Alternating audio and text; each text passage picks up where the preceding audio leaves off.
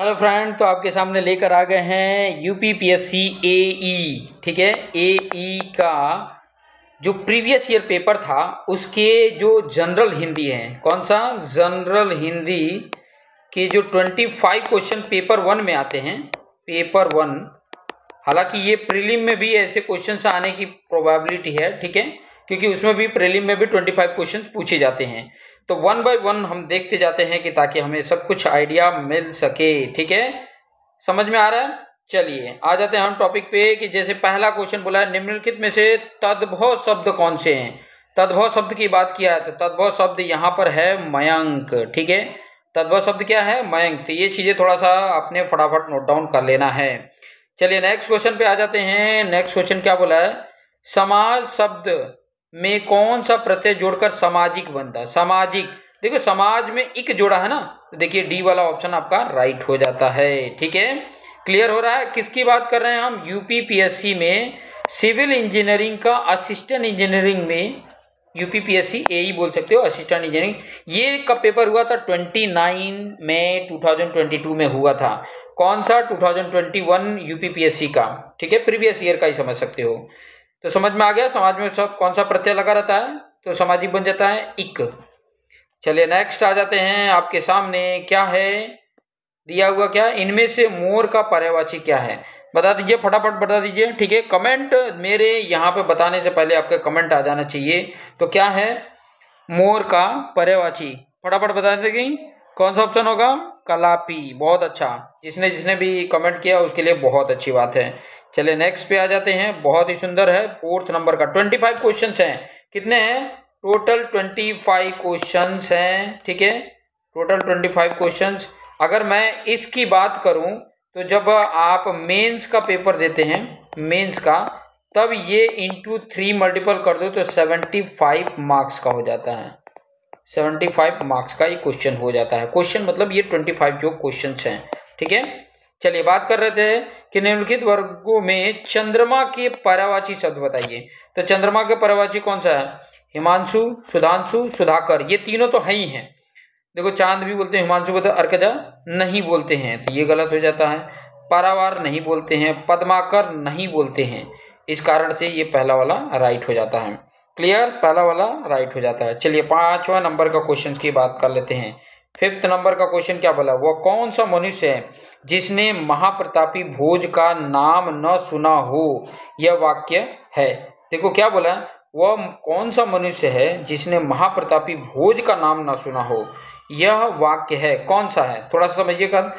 समान अधिकरण वाक्य है, या साधारण वाक्य है, या मिश्र वाक्य है, या संयुक्त वाक्य है। तो यहाँ पे देख सकते हो 2 सेंटेंस यहाँ पर देखने को मिल रहे हैं। तो ये कैसा है, मिश्र वाक्य है।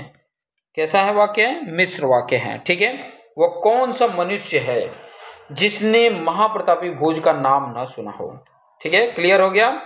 चलिए क्वेश्चन नंबर 6। क्वेश्चन नंबर 6 क्या बोला है, एक शब्द में महाप्राण व्यंजनों का प्रयोग नहीं हुआ है। ध्यान दो, एक शब्द में महाप्राण व्यंजनों का प्रयोग नहीं हुआ है तो कौन सा है, जोगन में, जोगन।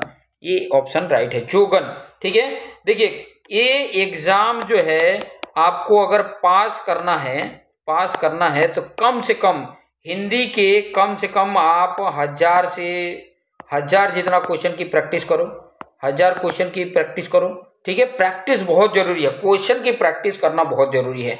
तो आपके ये क्वेश्चंस बनने के और क्लियर करने के चांसेस हैं। ठीक है, तो ये क्वेश्चन ज्यादा बनाइए। ठीक है, क्वेश्चन ज्यादा से ज्यादा बनाइए। और अगर आपको देखिए यूपीपीएससी जो है उसके प्रीलिम्स की बात करूं तो उसका मैंने बुक पीडीएफ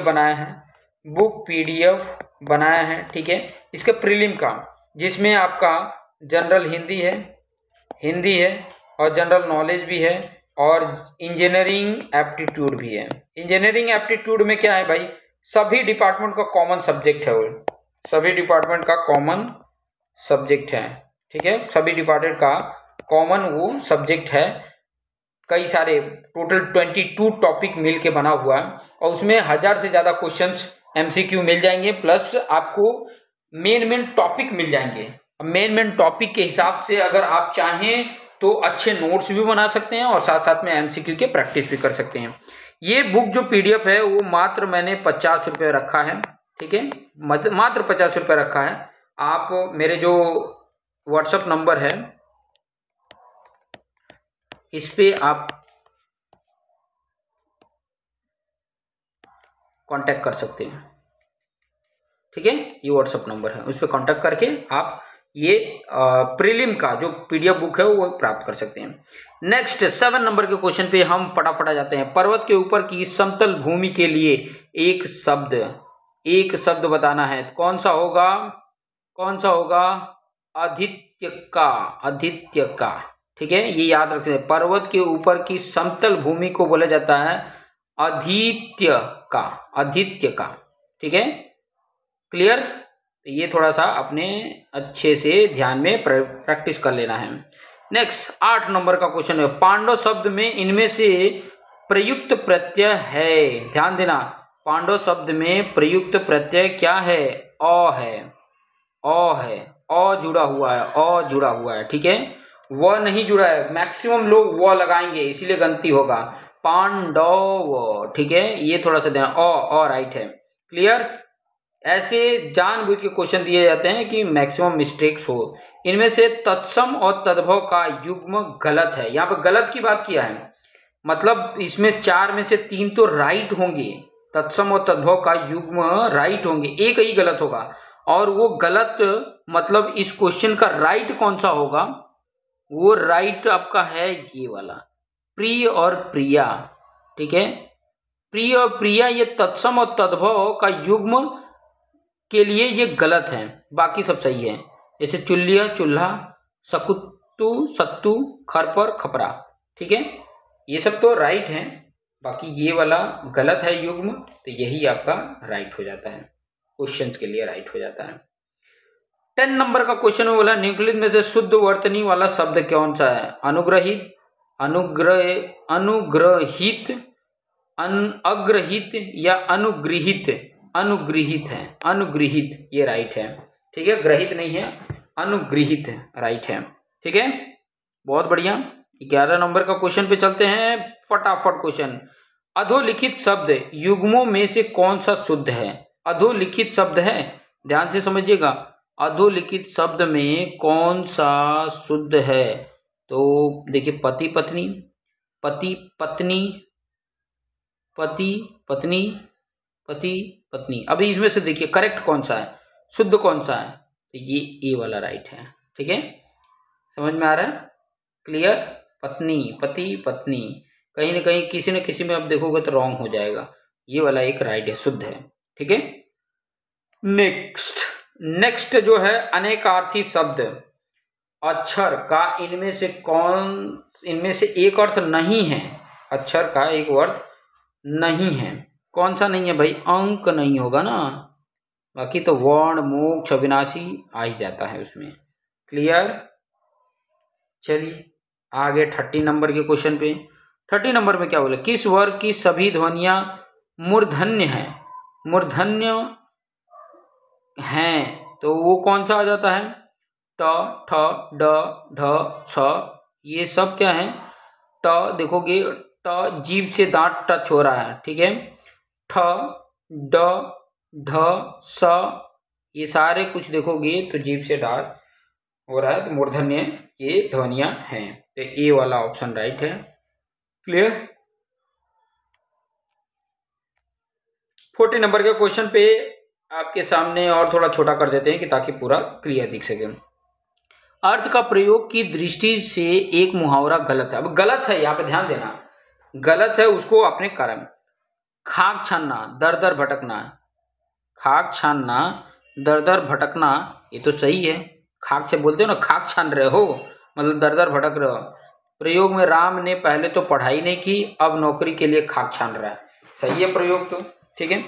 आस्तीन का सांप होना मतलब धोखेबाज होना, ठीक है, जैसे साथ में ही था और धोखा देके निकल गया, तो बोलते हैं ना ये तो आस्तीन का सांप निकला।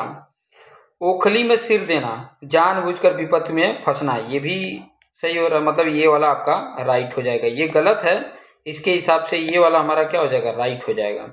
हाथ मलना, हाथ साफ करना नहीं होता है। हाथ मलना मतलब ये होता है कि कोई चीज़ हमारे हाथ से निकल गया और हम हाथ मलते रह गए, तो ये चीज़ें हो जाता है। तो ध्यान रखेंगे, करेक्ट आंसर जो है वो डी वाला है, जो क्या है मुहावरे के दृष्टि से उसका अर्थ गलत है। नेक्स्ट 50 नंबर का क्वेश्चन क्या बोला, किस वाक्य में सकर्मक क्रिया है?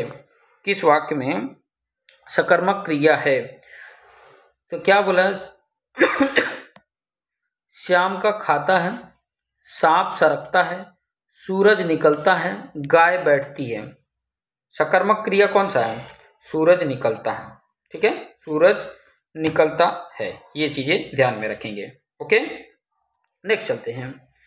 साझे की हाड़ी चौराहे फूटी, कहावत का अर्थ बताओ। साझे की हाड़ी चौराहे फूटी का अर्थ बताना है। भ्रमण पर जाने से कार्य बिगड़ना, जिम्मेदारी एक व्यक्ति को हो अन्यथा कार्य बिगड़ जाता है, सावधानी से कार्य करना, या सभी बिना जवाबदेही के कार्य करे तो सफलता हाथ लगती है। ये तो वैसे भी सही नहीं लग रहा है। करेक्ट कौन सा है? ये वाला करेक्ट है। जिम्मेदारी एक व्यक्ति को हो अन्यथा कार्य बिगड़ जाता है, ये आपका करेक्ट ऑप्शन है। 70 नंबर के क्वेश्चन पे हम आ गए। अश्व का पर्यायवाची शब्द है, अश्व का पर्यायवाची शब्द है, कौन सा है? वाजी है, या संधव है, या वैशाखानंद है, या है। तो अश्व का पर्यायवाची वैशाख नंदन, वैशाख नंदन। ठीक है, ध्यान में रहेगा, वैशाख नंदन, वैशाख नंदन। चलिए नेक्स्ट आ गया, वह व्यक्ति जिसने संन्यास ग्रहण किया हो। इस वाक्यांश के लिए एक शब्द बताओ। संन्यास ग्रहण किया हो तो वो कौन सा होगा? प्रवराज, प्रवजीत, प्रवर्जित, या प्रशामित। तो ये आपका करेक्ट हो जाता है प्रवर्जित। ठीक है, ये ध्यान में रखेंगे। नेक्स्ट, निम्नलिखित शब्द युग्मों में से विलोम शब्द की दृष्टि से एक युग्म गलत है, वो बताना है। क्या है गलत है, वो युग्म आपको बताना है। देखो, हयादार बेहया, ठीक है, अभिमानी निरभिमानी, यज्ञ अनभिज्ञ, ठीक है, सुशासन कुशासन, कौन सा हो सकता है? देखो, हयादार बेहया विलोम है, ठीक है, विलोमी शब्द की बात बोला है, विलोम शब्द की बात बोला है, विलोम शब्द की बात बोला है ना। हयादार बेहया होते हैं, अभिमानी निरभिमानी, यज्ञ अनभिज्ञ, ये मैच नहीं कर रहा है, मतलब ये वाला राइट हो जाता है। बोला ना गलत है, गलत को आपको राइट करना है। 20 नंबर के क्वेश्चन पे आ गए। निम्नलिखित में से वर्तनी की दृष्टि से कौन सा शब्द सही नहीं है? सही नहीं है। प्रतिनिधिक, अधीन, आध्यात्मिक, अभियंत्रिक, कौन सा सही नहीं है भाई? जी, अधीन, अधीन। वर्तनी की दृष्टि से कौन सा शब्द सही नहीं है? अधीन शब्द सही नहीं है। 21 में देखिए, इनमें से अग्नि का पर्यायवाची शब्द नहीं है। अग्नि का पर्यायवाची शब्द नहीं है, कौन सा नहीं है? देखो, जातवेद, वैश्यानर, कांतार, सांडिल्य, तो ये अग्नि का पर्यायवाची कौन नहीं है भाई? ये सी, कांतार नहीं है, कांतार नहीं है। 22 नंबर में देखिए, निम्नलिखित में से एक का अर्थ पांव की आहट भी है, पांव की आहट भी है, कौन सा होगा? सरासन होगा, कमान होगा, धनुष होगा, चाप होगा, सरासन इधर राइट आंसर। ठीक है, पांव की आहट भी है, ये अर्थ है।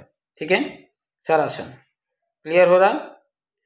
नेक्स्ट आपके पास 3 क्वेश्चन और आ गए। निम्नलिखित शब्दों में से एक उपसर्ग का प्रयोग नहीं है। उपसर्ग का प्रयोग मतलब जो पहले यूज नहीं किया हुआ है, जैसे कुढ़ंग है, कुतरना है, कुठौर है, कुर्तुक है, तो इसमें से कौन सा आंसर करेक्ट होगा? तो आपका कुतरना इधर राइट आंसर। ठीक है, उपसर्ग का प्रयोग इसमें नहीं है, बाकी सब में है, कु लगा हुआ। निम्नलिखित में से कौन सा विशेषण शब्द है? अब देखो, यहाँ ध्यान से देखो, विशेषण शब्द है। भालू, आलू, ढालू, बालू। ढालू हो सकता है, ढालू, ढालने की बात कर रहा है, ये करेक्ट हो जाएगा। और लास्ट हम आ गए हिंदी, जनरल हिंदी के क्वेश्चन में। अधोलिखित में से नदी के पर्वतची किस वर्ग में नहीं है? किस वर्ग में नहीं है? तो कौन सा होगा? तरंगिणी, सरिता, निम्नगा या तरंगिणी, आपगा या तटिनी, जाह्नवी या यामा, कौन सा होगा? ये वाला होगा, जाह्नवी या यामा। ये नदी के पर्वतची किस वर्ग में नहीं है? तो ये नहीं है, बाकी सब में है। तो ये 25 क्वेश्चन की हमने प्रैक्टिस करनी है, और भी बहुत सारे क्वेश्चन हम लेकर आएंगे 1 बाय 1। तो आप देखते रहिए और अपने जो दोस्त मित्र हैं उनको भेजना ना भूलें। तो धन्यवाद। और बुक के लिए जो मैंने बोला था कि व्हाट्सएप पे आप कांटेक्ट कर सकते हो, ये व्हाट्सएप नंबर है, वहाँ पे कांटेक्ट कर सकते हैं। धन्यवाद।